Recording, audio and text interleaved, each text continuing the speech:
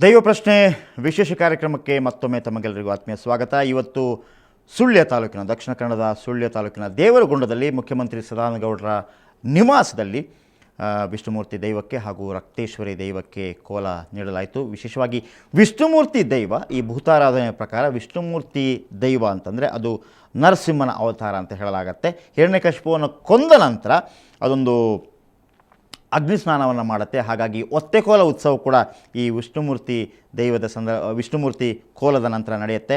ಹಾಗಾಗಿ ವಿಷ್ಣುಮೂರ್ತಿ ದೈವವನ್ನು ಸಾಧಾರಣವಾಗಿ ಗ್ರಾಮದ ದೇವತೆ ಅಂತೇಳಿ ಕರೆಯಲಾಗುತ್ತೆ ಭಾಳ ಪ್ರಮುಖವಾಗಿ. ಆದರೆ ರಕ್ತೇಶ್ವರಿ ಹಾಗೂ ವಿಷ್ಣುಮೂರ್ತಿ ದೈವ CM ಸದಾನಗೌಡರ ಮನೆ ದೇವರು ಕೂಡ. ಆದರೆ ಒಂದಂತೂ ಬಹಳ ಸ್ಪಷ್ಟ, ಇವತ್ತು ಕೋಲ ನಡೆಸಿದ್ರು, ಅದಾದ ನಂತರ ಬೆಳ್ಳಿ ದೀಪವನ್ನು ನೀಡಿದರು, ಕಿವಿಯೋಲೆಗಳನ್ನು ಅವರ ಪತ್ನಿ ಕೂಡ ನೀಡಿದರು. ಇದು ಅವರವರ ನಂಬಿಕೆಗೆ ವಿಶೇಷವಾಗಿ ದಕ್ಷಿಣ ಕನ್ನಡದಲ್ಲಿ ಭೂತಾರಾಧನೆ ಬಹಳ ಅನಾದಿ ಕಾಲದಿಂದಲೂ ನಡ್ಕೊಂಡು ಬಂದಿದೆ. ಆದರೆ ನಾಗರಿಕ ಸಮಾಜ ಮುಂದುವರಿತಾ ಇದ್ದ ಹಾಗೆಯೇ ಕೆಲವು ಬದಲಾವಣೆಗಳನ್ನು ಕೂಡ ಮಾಡಿಕೊಳ್ಳಲಾಗ್ತಾ ಇದೆ. ಅಲ್ಲಿಯ ಪ್ರಮುಖರು ಬಹಳ ಪ್ರಮುಖವಾಗಿ ಅದೇ ಭೂತಗಳಿಂದ ಕೆಲವು ಪರಿಹಾರಗಳನ್ನು ಕೇಳಿ ಅದರಲ್ಲಿ ಏನು ಬದಲಾವಣೆಗಳನ್ನು ಮಾಡಬೇಕು ಅದನ್ನು ಮಾಡಿಕೊಂಡು ಬಂದಿದ್ದಾರೆ. ಆದರೆ ಇವತ್ತು CM ಸಮ್ಮುಖದಲ್ಲಿ ಕೋಲ ನಡೆದ ನಂತರ ಅಲ್ಲಿ ದೈವಕ್ಕೆ ಕೋಳಿ ಬಲಿ ನೀಡಿದ್ದು, ಅದು ಕೂಡ CM ಸಮ್ಮುಖದಲ್ಲಿ. ಯಾಕಂತಂದರೆ ಇಡೀ ಕಾನೂನು ರಚಿಸಿ ಒಂದು ಉತ್ತಮ ಸಮಾಜ ನಿರ್ಮಾಣವಾಗುವುದಕ್ಕೆ ಒಂದು ಸರ್ಕಾರಗಳು ಏನು ಪ್ರಯತ್ನ ಪಡ್ತಾ ಇದೆ, ಆ ಸರ್ಕಾರದ ಮುಖ್ಯಸ್ಥ ಮುಖ್ಯಮಂತ್ರಿ, ಆದರೆ ಅವರ ಸಮ್ಮುಖದಲ್ಲೇ ಪ್ರಾಣಿ ಬಲಿ ಇವತ್ತು ನಡೆಯಿತು. ಅದು ಖಂಡಿತವಾಗಲೂ ಒಂದು ನಿಷಿದ್ಧ, ಅದಕ್ಕೊಂದು ಅಂತ್ಯ ಆಡಲೇಬೇಕಾಗಿದೆ. ಸೊ ಈ ಮಾತನ್ನು ಪುತ್ತರಾಯ ಅವರು ಕೂಡ ಹೇಳ್ತಾ ಇದ್ದಾರೆ. ಪುತ್ತರಾಯ ಅವರೇ, ನಿಜವಾಗಲೂ ಇಂಥ ಒಂದು ನಂಬಿಕೆಗಳು ಬೇಕು ನಮಗೆ, ಮೂಢನಂಬಿಕೆಗಳು ಇರಬಾರ್ದು. ಇದನ್ನು ನೀವು ಈ ಭೂತಾರಾಧನೆಯನ್ನು ನಂಬಿಕೆ ಅಂತ ಹೇಳ್ತೀರಾ, ಮೂಢನಂಬಿಕೆ ಅಂತ ಹೇಳ್ತೀರಾ? ನೋಡಿ, ಅದು ನಂಬಿಕೆ, ಎಂತಹ ನಂಬಿಕೆಗಳು ನಮಗೆ ಬೇಕು ಅಂದರೆ ಆ ನಂಬಿಕೆಗಳಿಂದ ಸಮಾಜಕ್ಕೆ ಹಿತವಾಗುದಿದ್ದರೆ, ಒಳ್ಳೆಯದಾಗುದಿದ್ದರೆ. ಉದಾಹರಣೆಗೆ ಈಗ ಭೂತ ಹೇಳುತ್ತೆ, ನೋಡಪ್ಪ ನೀನು ಕಳ್ಳತನ ಮಾಡಿದರೆ ಅದಕ್ಕೆ ನಾನು ಅತ್ಯಂತ ದೊಡ್ಡ ಶಿಕ್ಷೆಯನ್ನು ಕೊಡುತ್ತೇನೆ, ನೀನು ಕೊಲೆಯನ್ನು ಮಾಡಿದರೆ ನಿನ್ನ ಬಲಿ ನಾನು ತೆಗೆದುಕೊಳ್ತೇನೆ ಅಂತಕ್ಕಂಥ ನಂಬಿಕೆ ಇದ್ದರೆ ಅದರಿಂದ ಸಮಾಜಕ್ಕೆ ಒಳ್ಳೆಯದಾಗುತ್ತೆ. ಅದರ ಒಂದು ಭಯ ಹುಟ್ಟಿಸಿ ಅವನನ್ನು ಕರ್ತವ್ಯ ಪ್ರಜ್ಞೆಯಲ್ಲಿ, ಶಿಸ್ತು ಪ್ರಜ್ಞೆಯಲ್ಲಿ ಅದು ನಡೆಸ್ಕೊಂಡು ಹೋಗುತ್ತೆ. ಈ ದೃಷ್ಟಿಯಲ್ಲಿ ನಂಬಿಕೆಗಳು ಸಕಾರಾತ್ಮಕವಾಗಿರಬೇಕು, ಅದನ್ನು ಸದುಪಯೋಗಪಡಿಸುವಂತಹ ಒಂದು ನಿಷ್ಠೆಯಲ್ಲಿ ಇರಬೇಕಿದೆ ಹೊರತು ನಂಬಿಕೆಗಳಿಂದ ನಾವು ಅಂಧವಿಶ್ವಾಸಗಳಿಗೆ ನಾವು ಹೊರಟು ಹೋಗಿ ಏನೇನೋ ಮಾಡ್ತಾ ಹೋದರೆ ಅದಕ್ಕೆ ಇತಿಮಿತಿ ಇಲ್ಲ. ಯಾವುದೊಬ್ಬ ಹುಡುಗ ಹೇಳ್ತಾರೆ, ಸರ್ ನಾನು ಈ ಸಲ ಪಾಸ್ ಆದರೆ ಗಣಪತಿಗೆ ಒಂದು ತೆಂಗಿನಕಾಯಿ ಹೊಡಿಸ್ತೇನೆ, ನಾನು ಫಸ್ಟ್ ರ್ಯಾಂಕ್ ಬಂದರೆ ತಿರುಪತಿಗೆ ತಿಮ್ಮಪ್ಪನಿಗೆ ನಾನು ತಲೆ ಕೂದಲು ಕೊಡ್ತೇನೆ ಅಂತೇಳಿ. ಎಂತಹ ಮೂಢನಂಬಿಕೆ! ಏನು ತಿರುಪತಿ ತಿಮ್ಮಪ್ಪನಿಗೆ ನಿಮ್ಮ ತಲೆ ಕೂದಲು ಬೇಕಾ, ತೆಂಗಿನಕಾಯಿ ಬೇಕಾ? ಅದೇ ರೀತಿ ನಾನು ದೊಡ್ಡ ಮಂತ್ರಿ ಆದರೆ ಅಥವಾ ದೊಡ್ಡ MLA ಆಗಿಬಿಟ್ರೆ ನಾನು ನಿನಗೊಂದು ಚಿನ್ನದ ಕವಚ ಕೊಡ್ತೇನೆ ಅಂದರೆ ನಾವು ಒಂದು ಲಂಚ ಕೊಟ್ಟಾಗ ಆಯ್ತಲ್ಲ. ಈ ರೀತಿಯಂತಹ ದಾರಿ ತಪ್ಪಿಸುವಂತಹ ಮೂಢನಂಬಿಕೆಗಳು ನಮಗೆ ಬೇಡ. ನಮಗೆ ಬೇಕಾಗಿದ್ದು ಅದು ಸಕಾರಾತ್ಮಕವಾದ ನಂಬಿಕೆಗಳು. ಎಂತ ಅಂದರೆ ಒಳ್ಳೆಯದಾಗಬೇಕಾದ್ರಿಂದ ಹೊರತು ಅಂಥ ನಂಬಿಕೆಗಳು ಬೇಕೇ ಹೊರತು ನಮಗೆ ಈ ಅಂಧವಿಶ್ವಾಸಗಳು, ಅದು ಮೂಢನಂಬಿಕೆ. ಓಕೆ, ಮುದ್ದುಮೂಡುಬೆಳ್ಳಿ ಅವರೇ, ಏನು ಹೇಳ್ತೀರಿ ಇದರ ಬಗ್ಗೆ ನೀವು? ನೋಡಿ, ನಾನು ಹೇಳಬೇಕಾದ ವಿಚಾರಗಳು, ಉದಾಹರಣೆಗೆ ಈ ಒಂದು ನಾವು ಅರ್ಧ ಗಂಟೆಯ 1 ಗಂಟೆಯ ಸಮಯದಲ್ಲಿ ಭೂತಾರಾಧನೆ ಅನ್ನುವಂಥ ವಿಚಾರದ ಎಲ್ಲ ಆಯಾಮಗಳ ಬಗ್ಗೆ ಬಹಳ ಎಲ್ಲವನ್ನೂ ಕೂಡ ತಲಸ್ಪರ್ಶಿಯಾಗಿ ಹೇಳಲಿಕ್ಕಾಗೋದಿಲ್ಲ. ಯಾಕಂದರೆ ಭೂತಾರಾಧನೆ ಅನ್ನುವಂಥದ್ದು ಒಂದು ಬಹಳ ಸಂಕೀರ್ಣವಾದಂತಹ ವಿಚಾರ, ಬಹಳಷ್ಟು ವ್ಯಾಪಕವಾದಂತಹ, ಎಷ್ಟು ಕೆಲವರು ದಶಕಗಳಿಂದ ಅಧ್ಯಯನ ಮಾಡ್ತಾ ಅದರ ಬಗ್ಗೆ ಬಂದರೂ ಕೂಡ ಸಂಪೂರ್ಣವಾಗಿ ತಿಳ್ಕೊಳ್ಳಿಕ್ಕೆ ನನ್ನಂಥವರಾಗಲಿ ಇನ್ನೂ ಅನೇಕ ಸಂಪೂರ್ಣವಾಗಿ ತಿಳ್ಕೊಳ್ಳಿಕ್ಕೆ ಸಾಧ್ಯವಾಗದಿರುವಂಥದ್ದು ಇನ್ನಷ್ಟು ಒಳ ಅಂತರ್ಗತ ಮೌಲ್ಯಗಳು ಅಥವಾ ಅನೇಕ ವಿಚಾರಗಳು ತಿಳಿಯುವಂಥದ್ದು. ಈಗ ನಂಬಿಕೆ, ಈಗ ಪುತ್ತೂರಾಯರು ಹೇಳಿದ ಹಾಗೆಯೇ ಅಥವಾ ನೀವು ಹೇಳುವ ಹಾಗೆಯೇ ನಾವು ಈ ಕಾಲದಲ್ಲಿ ನಿಂತಿದ್ದೇವೆ. ನಮಗೆ ಅನೇಕ ಹಿಂದಿನ ನಂಬಿಕೆಗಳು ಎಲ್ಲವನ್ನೂ ಕೂಡ ನಾವು ಇವತ್ತು ಹಿಡ್ಕೊಳ್ಳಿಕ್ಕೆ ಆಗೋದಿಲ್ಲ. ನಂಬಿಕೆ ಬೇಕು, ಮೂಢನಂಬಿಕೆ ಬೇಡ ಅನ್ನುವಂಥದ್ದು ನಾವೆಲ್ಲರೂ ಒಪ್ಪತಕ್ಕಂಥ ವಿಚಾರವೇ. ಆದರೆ ಒಂದು ವಿಚಾರ ಇಲ್ಲಿದೆ, ಈ ಭೂತಾರಾಧನೆಯಲ್ಲಿ ಪ್ರಾಣಿ ಬಲಿಯ ವಿಷಯ ಯಾಕೆ ಬಂದಿರಬಹುದು ಅಂತ ಹೇಳಿದ್ರೆ, ಸಾಮಾನ್ಯವಾಗಿ ಈ ಶಾಕಾಹಾರಿಗಳಲ್ಲದವರ ಆಹಾರ ಪದ್ಧತಿ ಇದು ಮಾಂಸ ಕೋಳಿ ತಿನ್ನುವಂಥದ್ದು, ಜೊತೆಗೆ ಮೀನು ಇತ್ಯಾದಿಗಳು, ಕೋಳಿ ತಿನ್ನುವಂಥದ್ದು ಪ್ರಮುಖವಾಗಿ ಆಹಾರ ಪದ್ಧತಿ. ಇಲ್ಲಿಯ ನಂಬಿಕೆ ಏನಂತ ಹೇಳಿದ್ರೆ, ದೈವ ಆರಾಧಕರ ನಂಬಿಕೆ ಏನಂತ ಹೇಳಿದ್ರೆ, ತಾವು ತಿನ್ನುವ ಆಹಾರವನ್ನು ಮೊದಲು ದೈವಕ್ಕೆ ಅರ್ಪಿಸಿ ಆಮೇಲಕ್ಕೆ ತಾವು ಸ್ವೀಕಾರ ಮಾಡುವಂಥದ್ದು, ಈ ಥರದ ಒಂದು ನಂಬಿಕೆ ಇದೆ. ಈಗ ನಾವು ಅಲ್ಲಿ ಬೇಡ ಅಂತ ಹೇಳಿ ನಾವು ಹೊರಗಡೆ ಎಲ್ಲ ಹೋಟ್ಲ್ಗಳಲ್ಲಿ ಹೋಗಿ ಕೋಳಿ ಮಾಂಸವನ್ನು ತಿನ್ನುವಂಥದ್ದು ಅಥವಾ ಮಾಡುವಂಥದ್ದು ನಡೀತಾ ಇದ್ರೆ ಇದು ಹೇಗೆ? ಇದು ಸರಿಯಲ್ಲ. ಈ ಅಲ್ಲಿ ಅದು ಒಂದು ಅಂಗ, ದೈವಾರಾಧನೆಯಲ್ಲಿ ಆ ಒಂದು ನಂತರದ ಒಂದು ಬಲಿ ಅನ್ನುವಂಥ ಅದೊಂದು ಅಂಗ. ಆದರೆ ಅಲ್ಲಿ ಆ ಸನ್ನಿವೇಶವನ್ನೇ ಪೂರ್ತಿಯಾಗಿ ಇಡೀಯಾಗಿ ನೋಡುವಾಗ ಅದು ಅದಕ್ಕೆ ಎಷ್ಟು ಹೊಂದಿಕೊಳ್ಳುವಂಥದ್ದು ಅಂತ, ಅದಕ್ಕೆ ಬೇಕಾದಂಥದ್ದು ಅಂತ ಅದನ್ನು ತೀರ ನಂಬುವವರಿಗೆ ಅನಿಸ್ಬೋದು. ಪ್ರಾಣಿಬಲಿ ಇಷ್ಟ ಇಲ್ಲ, ನಾನು ಮಾಂಸಾಹಾರಿ ಆದ್ರೂ ಕೂಡ ನನಗೆ ಅದು ಇಷ್ಟ ಇಲ್ಲ. ಆದರೆ ನಾನು ಕೂಡ ಉದಾಹರಣೆಗೆ ನಾನು ಕೂಡ ಅದನ್ನು ಆ ದೈವಾರಾಧನೆಯಲ್ಲಿ ಒಂದು ಸಕ್ರಿಯವಾಗಿ ಭಾಗವಹಿಸಿ. ಮೂಡುಬೆಳ್ಳಿ ಅವರೇ, ಇಲ್ಲಿ ಬಹಳ ಪ್ರಮುಖ ಪ್ರಶ್ನೆ ಏನು ಅಂತಂದ್ರೆ,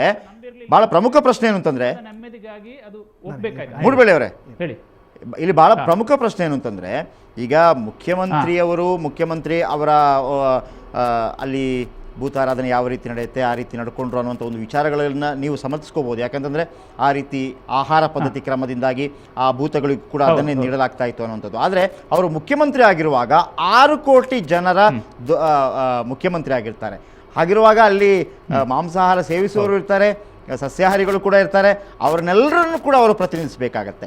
ಈ ಮಾತು ಅಲ್ಲ ಒಂದು ನಾನು ಖಂಡಿತ ಹೇಳಬೇಕು, ನಮ್ಮ ಆಹಾರಕ್ಕಾಗಿ ನಾವು ಪ್ರಾಣಿಗಳನ್ನು ವಧೆ ಮಾಡುವಂಥ ವಿಚಾರ ಬೇರೆ, ಆದರೆ ನನ್ನ ಸ್ವಾರ್ಥಕ್ಕೋಸ್ಕರ ಪ್ರಾಣಿಗಳನ್ನು ವಧೆ ಮಾಡುವುದು, ಬಲಿ ಕೊಡುವಂಥ ವಿಚಾರ ಬೇರೆ. ಇಲ್ಲಿ ಬಲಿ ಬೇರೆ, ಆಹಾರ ಬೇರೆ. ಆಹಾರಕ್ಕಾಗಿ ತುಂಬ ಮಾಂಸಾಹಾರಿಗಳು ಇವತ್ತು ಜಗತ್ತಿನಾದ್ಯಂತ ಪ್ರಾಣಿಗಳನ್ನ ಬಲಿ ಕೊಡ್ತಾರೆ, ಆ ವಿಚಾರ ಕೊಲ್ತಾರೆ, ಆ ವಿಚಾರ ಬೇರೆ. ಆದರೆ ನನ್ನ ಸ್ವಾರ್ಥಕ್ಕೋಸ್ಕರ ನಾನು ಬಲಿ ಕೊಡೋದುಂಟಲ್ಲ, ಇಲ್ಲಿ ಬಲಿ ಬೇರೆ, ಆಹಾರ ಬೇರೆ, ಅದೊಂದು ವಿಚಾರ. ಈ ಕಾರಣಕ್ಕಾಗಿ ನಮ್ಮ ಬಹಳ ಸ್ಪಷ್ಟವಾದ ನಿಲುವು ಅಂತ ಹೇಳಿದರೆ, ಈ ಎಲ್ಲ ಭೂತರಾಧನೆ ದೈವಾರಾಧನೆಗಳು ಇವರು ಹೇಳಿದಾಗೆ ಬೆಳೆಯೋದಕ್ಕೆ ಅತ್ಯಂತ ದೊಡ್ಡದಕ್ಕೆ ಕಲ್ಪನೆ ಇದೆ, ಚರಿತ್ರೆ ಇದೆ. ಅದೆಲ್ಲ ಒಳ್ಳೆ ಕೆಲಸಕ್ಕೋಸ್ಕರ ಮಾಡೋಣ, ಸಮಾಜದ ಹಿತಕ್ಕೋಸ್ಕರ ಮಾಡೋಣ, ಹೊರತಾಗಿ ನಾವು ಬಂದತಕ್ಕಂಥ ಎಲ್ಲ ಹಳೆ ಗೊಡ್ಡು ಸಂಪ್ರದಾಯಗಳಿಗೆ ನಾವು ತಡೆ ಹಾಕಲೇಬೇಕು. ಓಕೆ, ಇದು ಮೂಡುಬೆಳ್ಳಿ ಅವರೇ, ನೀವು ಹೇಳಿದ ಪ್ರಕಾರ ಆಹಾರ ಪದ್ಧತಿ ಅಲ್ಲಿದ್ದ ಕಾರಣದಿಂದಾಗಿ ತಾವು ನಂಬುವಂಥ ದೈವಗಳಿಗೂ ಕೂಡ ಅದೇ ಆಹಾರವನ್ನು ನೀಡುವಂಥದ್ದು ಅಂತ. ಸಾಧಾರಣವಾಗಿ ವೀಳ್ಯದೆಲೆಯನ್ನು ಕೊಡಲಾಗುತ್ತೆ, ಯಾಕಂತಂದರೆ ಏನು ತಿಂತಾರೆ ಅದನ್ನು, ಆ ರೀತಿ ಶರಾಬನ್ನು ಕೂಡ ನೀಡಲಾಗುತ್ತೆ. ಆದರೆ ಒಂದು ಮಾತು ಬಹಳ ಪ್ರಮುಖವಾಗಿರುವಂಥದ್ದು, ನೀವು ಕೂಡ ಒಂದು ಮಾತನ್ನು ಹೇಳಿದ್ರಿ, ಈಗ ಅದನ್ನು ಕಟ್ಟಲಿಕ್ಕೆ ಬರುವವರು ಭಾಳ ಶುದ್ಧರಾಗಿದ್ದುಕೊಂಡು ಸಸ್ಯಾಹಾರಿಗಳಾಗಿದ್ದುಕೊಂಡು ಬಂದಿರಬೇಕು ಅನ್ನುವಂಥದ್ದು. ಆ ಸಂದರ್ಭದಲ್ಲಿ ಮಾತ್ರ, ಅಂದರೆ ಈ ದೈವದ ಆಹ್ವಾನ ಏನು ಅಂತ ಆ ನಿಯಮ ಇರುವಷ್ಟು ಕಾಲ. ಹೌದು, ಹೇಳಿ. ಆ ನಿಯಮದಲ್ಲಿ ಅವರು ವ್ರತದ ಧಾರಣೆ ಮಾಡಿಕೊಂಡು ನಿಯಮದಲ್ಲಿ ಇರಬೇಕಾಗತ್ತೆ. ಆ ಥರದ, ಯಾಕಂದ್ರೆ ಈ ಭೂತಾರಾಧನೆ ಅಂದರೆ ಅದರಲ್ಲಿ ಒಂದು ರೀತಿಯ ಮನೋರಂಜನೆ ಕೂಡ ಹೌದು. ಹಳ್ಳಿ ಜನರಿಗೆ ಒಂದು ರೀತಿಯ ಮನೋರಂಜನೆ, ಹಾಗೆ ಒಂದು ರೀತಿಯ ಸಂದೇಶಗಳು, ಹಾಗೆ ಒಂದು ಎಚ್ಚರಿಕೆ ಮಾತು, ಸಂದೇಶ, ಹಾಗೆ ಅವರ ಸಮಸ್ಯೆಗಳಿಗೆ ಪರಿಹಾರ, ಹಾಗೆ ಮನೋರಂಜನೆ, ಇವೆಲ್ಲ ವಿಚಾರಗಳು ಹೊಂದಿರತಕ್ಕಂಥ ಕಾರಣ ಅದನ್ನು ಆ ರೀತಿ ವೈಭವೀಕರಿಸಲಾಗಿದೆ ಹೊರತು ಇನ್ನು ಯಾವ ವಿಚಾರ ದೃಷ್ಟಿಯಿಂದಲೂ ಅಲ್ಲ. ಮೂಡುಬೆಳ್ಳಿಯವರಾದರೆ ಮುಂದಿನ ದಿನಗಳಲ್ಲಿ ಅಂತ ಒಂದು ಬದಲಾವಣೆ ಆಗಬಹುದು ಅಂತ ನಿಮ್ಗೆ ಅನ್ಸತ್ತಾ? ಯಾಕಂತಂದ್ರೆ ಇಡೀ ಅಲ್ಲ, ಬದಲಾವಣೆ ಆದರೆ ಬಹಳ ಸಂತೋಷ. ಯಾಕಂದ್ರೆ ವೈಯಕ್ತಿಕವಾಗಿ ನಾನು ಕೂಡ ಆ ಬದಲಾವಣೆ ಆಗಲಿ ಅಂತ ಹಾರೈಸುವವನೇ. ಓಕೆ, ಖಂಡಿತವಾಗಲೂ ಮೂಡುಬೆಳ್ಳಿಯವರು ಕೂಡ ಒಂದು ಮಾತನ್ನು ಹೇಳಿದರು. ಸಾಧಾರಣವಾಗಿ ಈ ರೀತಿ ಒಂದು ಪ್ರಾಣಿ ಬಲಿ ನೀಡುವಂಥ ಪದ್ಧತಿ ಯಾಕೆ ಜಾರಿಗೆ ಅಲ್ಲಿಗೆ ಬಂದಿರಬಹುದು ಅಂದರೆ, ಆ ಪ್ರದೇಶದ ಜನರು ತಾವು ತಿನ್ನುವ ಆಹಾರವನ್ನು ಅದಕ್ಕೆ ನೀಡ್ತಾ ಇದ್ರು ಅನ್ನುವಂಥದ್ದು. ಆದರೆ ಸಮಾಜ ತುಂಬ ಬದಲಾಗಿದೆ. ಅದೂ ಅಲ್ಲದೆ ಮುಖ್ಯಮಂತ್ರಿಗಳು ಅಂತ ಹೇಳುವಾಗ ಕೇವಲ ಮಾಂಸಾಹಾರಿ ಸಸ್ಯಾಹಾರಿ ಎಲ್ಲರನ್ನೂ ಕೂಡ ಪ್ರತಿನಿಧಿಸುವವರು ಅವರು, 6 ಕೋಟಿ ಜನರ ಪ್ರತಿನಿಧಿಯವರು. ಹಾಗಿರುವಾಗ ಮುಂದಿನ ದಿನಗಳಲ್ಲಾದರೂ ಈ ರೀತಿ ಪ್ರಾಣಿ ಬಲಿ ನೀಡುವುದು ಕಡಿಮೆ ಆದೀತು, ಬದಲಾವಣೆ ಆದೀತು ಅನ್ನುವಂಥ ಒಂದು ಆಶಾಭಾವನೆ. ಆದರೆ ಇವತ್ತೇನಲ್ಲಿ ನಡೆದಿತ್ತು ಮುಖ್ಯಮಂತ್ರಿಗಳ ಸಮ್ಮುಖದಲ್ಲಿ, ಅದು ನಡಿಬಾರ್ದಾಗಿತ್ತು ಆ ರೀತಿಯ ಪ್ರಾಣಿ ಬಲಿ. ಖಂಡಿತವಾಗಲೂ ನಂಬಿಕೆಗೆ ವಿರೋಧವಿಲ್ಲ, ಆದರೆ ಮೂಢನಂಬಿಕೆಗಳಿಗೆ ಖಂಡಿತವಾಗಲೂ ವಿರೋಧವಿದೆ. ಕೊನೆಯದಾಗಿ ಏನು ಹೇಳ್ತೀರಿ? ಅದೇ ನೀವು ಹೇಳಿದ ಮಾತಲ್ಲೇ ನಾನು ಹೇಳಿದ್ದೇನೆ. ಯಾಕಂದರೆ ನಮಗೆ ಭಗವಂತ ದೇವರುಗಳು ಅಂತ ಹೇಳಿದರೆ ನಮ್ಮನ್ನು ಕಾಪಾಡುವಂಥ ಶಕ್ತಿ ಅದು. ಆ ಶಕ್ತಿ ಎದುರು ನಾವು ನಮ್ಮ ಸಮಸ್ಯೆಗಳನ್ನು ಇಟ್ಟು ಅದಕ್ಕೆ ಪರಿಹಾರ ಕಂಡುಕೊಳ್ಬೇಕೆ ಹೊರತು ನಮ್ಮ ದುರಾಸೆಗಳನ್ನು, ನಮ್ಮ ಸ್ವಾರ್ಥಗಳನ್ನು ಅವರ ಕೈಯಲ್ಲಿ ಕೊಟ್ಟು ಅದಕ್ಕೆ ಪರಿಹಾರವನ್ನು ಪಡ್ಕೊಂಡು ಎಲ್ಲವೂ ಕೂಡ ಸಕಾರಾತ್ಮಕವಾಗಿರಲಿ ಅನ್ನುವಂಥದ್ದು, ಯಾವುದೇ ನಂಬಿಕೆಗಳು ಕೂಡ ಸಕಾರಾತ್ಮಕವಾಗಿರಲಿ ಅನ್ನುವಂಥದ್ದು.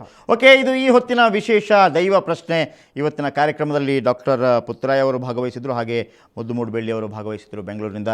ನಿಮಗಿಬ್ಬರಿಗೂ ಕೂಡ ಧನ್ಯವಾದಗಳು ಕಾರ್ಯಕ್ರಮದಲ್ಲಿ ಭಾಗವಹಿಸಿದ್ದಕ್ಕೆ. ಒಟ್ಟಾರೆಯಾಗಿ ಮುಖ್ಯಮಂತ್ರಿಗಳು ನಡೆಸಿದಂಥ ಕೋಲ, ದೈವಕ್ಕೆ ಏನು ಕೋಲ ಕೊಟ್ಟರು, ಅವರ ನಂಬಿಕೆ ಪ್ರಕಾರ ಕೊಟ್ಟಿರ್ಬೋದು. ಆದರೆ ಬಹಳ ಪ್ರಮುಖ ವಿಚಾರ ಏನು ಅಂತಂದರೆ ಅಲ್ಲಿ ಪ್ರಾಣಿ ಬಲಿ ಆಗಿರುವಂಥದ್ದು, ಹಾಗೆಯೇ ರಾಜಮುದ್ರೆಯ ಬಗ್ಗೆ ಅಭಯ ನೀಡಿರುವಂಥದ್ದು, ಒಂದು ಮನೆ ದೇವರು ಅಂತ ಏನು ಪರಿಗಣಿಸಲಾಗತ್ತೆ, ಇಡೀ ರಾಜ್ಯದ ಬಗ್ಗೆ ಹೇಳಿರುವಂಥದ್ದು.